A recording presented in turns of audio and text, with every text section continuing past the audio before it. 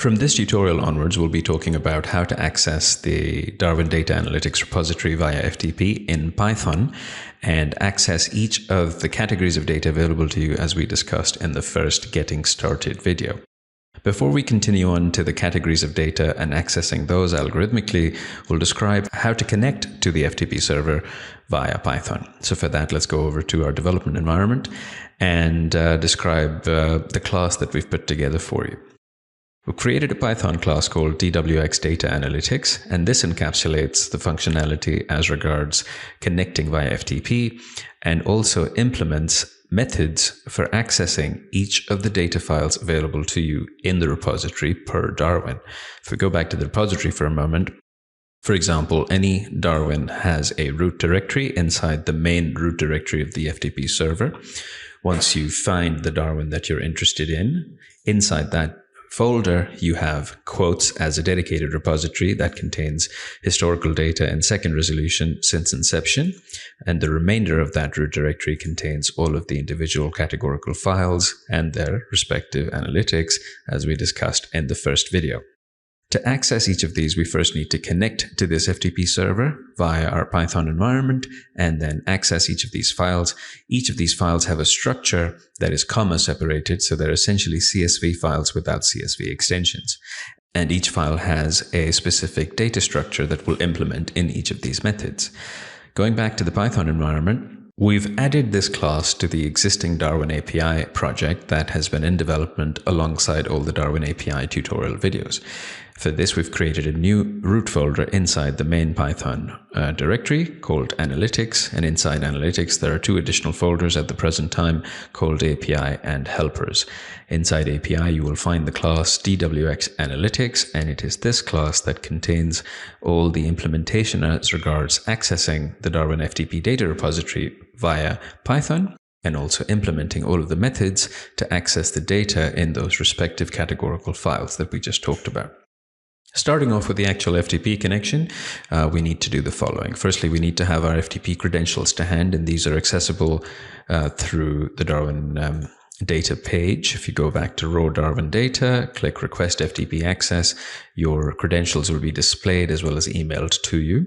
Once you have those credentials, you then would need to add them to a file called creds_analytics_ftp.cfg, a demo configuration of which is available over here. This file contains 4 parameters, and it is read in by the DWX Analytics class using the load config function that was developed during the production of the Darwin API tutorials. And this load config function was responsible then for loading access tokens using client ID, client secret, username, and password as provided to you by Darwinex. This same function can be repurposed here for the purpose of loading our FTP client configuration, which includes a username, password, server, and port. Once you've populated these values here, replace this bracketed component with your Darwinex username. Replace this bracketed component with your password as was generated for you through the FTP access request. Once you've done those things, save this file, or you don't have to name it creds analytics FTP. It can be named anything as long as that file name is what you are passing to the config parameter in the DWX Data Analytics initialization function here. Once you pass correct credentials to the class will then initialize by first setting up some headers. These are at the present time, these consist of only the execution analytics, which will be the subject of our next video in this series. But these will be populated with all the categorical files that we talked about in the Getting Started video in this tutorial series. The very first thing we do after this is we set up a bytes IO buffer, and this buffer is what will read in our data from the connection that we'll set up shortly as well. There are 2 modes in this file. One to access data via FTP, or as the other option we mentioned in the Getting Started video, which was to physically download the entire FTP repository and maintain a local copy. This class is equipped with code that enables you to access data locally as well. And flipping between the 2 modes file, or FTP can be specified with the parameter mode over here. The default mode is to set it to file, where it expects to be in the directory, the current working directory, where the data is housed for each Darwin, and the structure has to be maintained there in exactly this fashion. The root directory, where the file is at the present time, should have Darwin data structured as ticker symbol, and inside each ticker symbol are the quotes and respective files for each Darwin. That was a good example that we just saw. There may be Darwins that do not have data for each of those analytical components that we've been talking about so far. Should that be the case, then unfortunately this Darwin either doesn't exist or has been closed. Let's take a look at LTX here for a moment to confirm that. Let's go over to LTX, and sorry, no results available for your search. And that's what the FTP repository's contents are implying here as well, that there is no information to present at the present time about this Darwin, for which there is no data available on the platform. For all other Darwins that do have data, we can use our Python class to access them. FTP credentials are loaded next into this class through the load config function. That is essentially a parameterized function loading in your Creds Analytics data, your username, password, server, and port number. And it's going to use those for creating the connection next. The connection itself is stored inside a variable called server. This is a class variable that connects to the FTP server, and then we execute the login function with our username and password as was loaded through our configuration file. If the response starts with 2, it implies that an FTP connection has been successful or already exists, and therefore we can continue with our FTP connection and use the FTP repository for our data requirements. In this case, we set the mode to 1. That implies that the class is now working in FTP mode and will be accessing all data directly from the Darwinex data repository.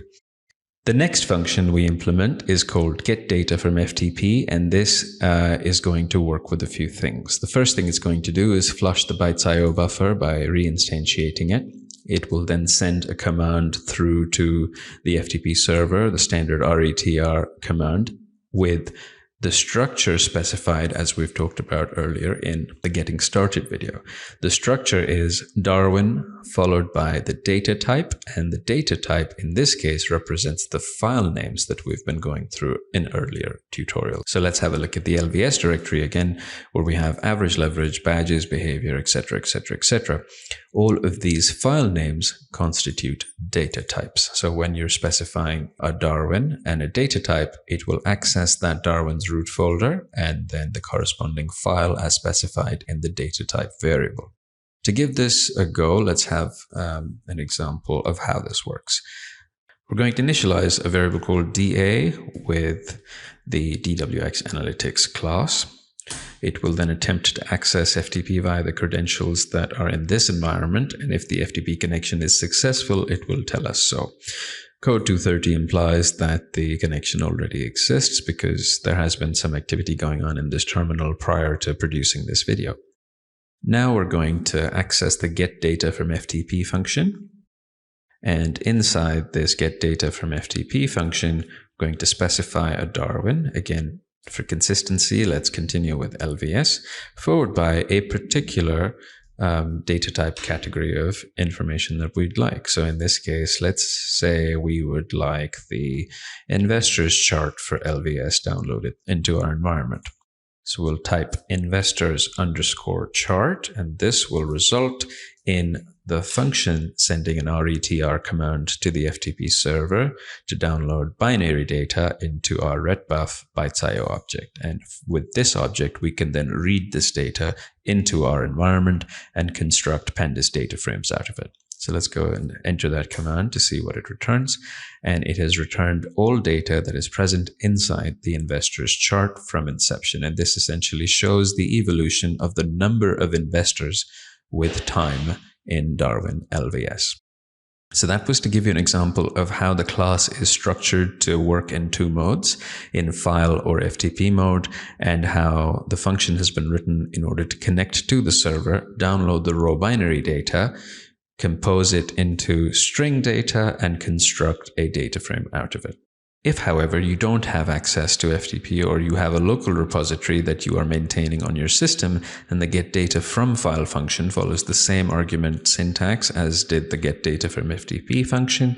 All you need to do here is make sure that the current working directory is the directory where your data is housed, or you can modify this class to incorporate dynamic directory specification and not have to be restricted by the current working directory. This takes parameters Darwin and data type, Darwin being the ticker symbol and data type being the, for example, the analytics data we're after, in this case, average leverage, for instance. And it attempts to read the file directly into a pandas data frame using the pandas read CSV function. If, however, the mode is not 0, then the file will access that function via FTP. The final component of the get data from FTP server or file, download it into a CSV or a binary redbuff bytes.io object, is the post-processing of that data. So once we have our data from the FTP server, we need to get, index, and prepare that requested data for consumption as a pandas data frame. In order for us to do that, we first engage getDataFromFile, which will look at the mode that the class is currently set to, and if the mode is set to 1, it will access the FTP server for that particular file. We will then set the columns for this data frame depending on the data type's column specification inside the class variable analytics headers. That is essentially a dictionary object that holds the name of the file that you're accessing from FTP and the corresponding column structure for that file, the headers of that file. It will use that information to construct the data frame and assign it those columns. Each time series has a timestamp column as well. So this line transforms that timestamp into pandas datetimes, drops the timestamp column itself, and returns the data frame for you. Once the getAnalytics function has completed its tasks, as we'll see in future tutorials how we're going to use them for each of our methods that we've created for each data type, the data frame returned by getAnalytics is the final cleaned data frame that now has all the information you need in a properly structured pandas data frame. To give you an example of what that looks like, if we were to select the same data as we did earlier, only this time executing getAnalytics, we'll find LVS and again specify investors chart. In this case, let's specify average leverage, for instance, because the investors chart header, it does not exist at the present time in the analytics headers definition above. That's the case for future videos. So we'll go and execute this function, and that will return to us the analytics object where average leverage contains a time series of periods and the Darwin versus euro-dollar volatility over time. As always, if you enjoyed this presentation, please do consider sharing it with your social networks, colleagues, co-workers, and friends. And do subscribe to the Darwinex YouTube channel so you remain up to date with all future videos that will be released in this series and other topics discussed on Darwinex. Thank you very much for your attention. See you next time.